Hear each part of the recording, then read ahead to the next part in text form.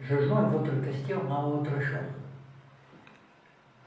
Pour moi, comme j'ai quand même beaucoup étudié les mots basques, c'est quand même étonnant qu'il y ait une telle différence de province à province, c'est un peu normal, mais de vallée à vallée.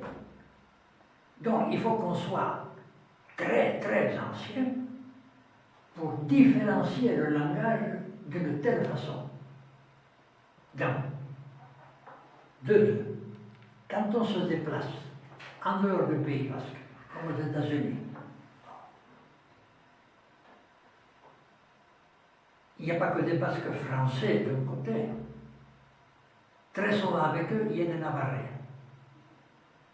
Du nord de la Navarre d'ailleurs, hein, pas du sud, du nord de la Navarre. Il y a assez peu de la Bourdaine d'ailleurs là-bas. Assez peu de la Bourdaine. Et alors, mais dès que vous arrivez, par exemple, je prends un endroit près de la Californie et du Nevada, Susanville, où vivent moitié biscayens et moitié pratiquement navarrais, pas de navarrais. Eh bien, il y a autant de différences que si vous preniez quelqu'un qui parle le basque à Bilbao et quelqu'un qui parle le basque aux Andes. Donc, des contacts comme ça, je dirais, pas de même race, mais de même population et d'amitié, très loin. Prenons un autre exemple. Il y a beaucoup de Basques banavarrais au nord du Nevada, Elko. Et vous avez les Biscayens, lesquels Biscayens ont débordé pratiquement de l'Idaho, parce qu'en Idaho, ils sont presque tout seuls.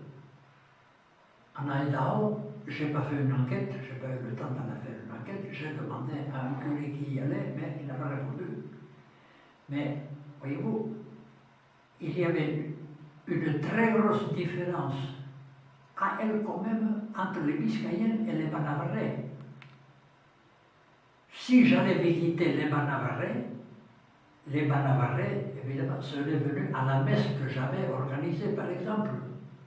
Mais si je n'allais pas visiter les Biscayens en tant que Biscayens, ils ne viendraient pas. Donc reste une différence énorme, que ce soit sur place dans le langage, que ce soit à l'extérieur, en tant que entité de vallée.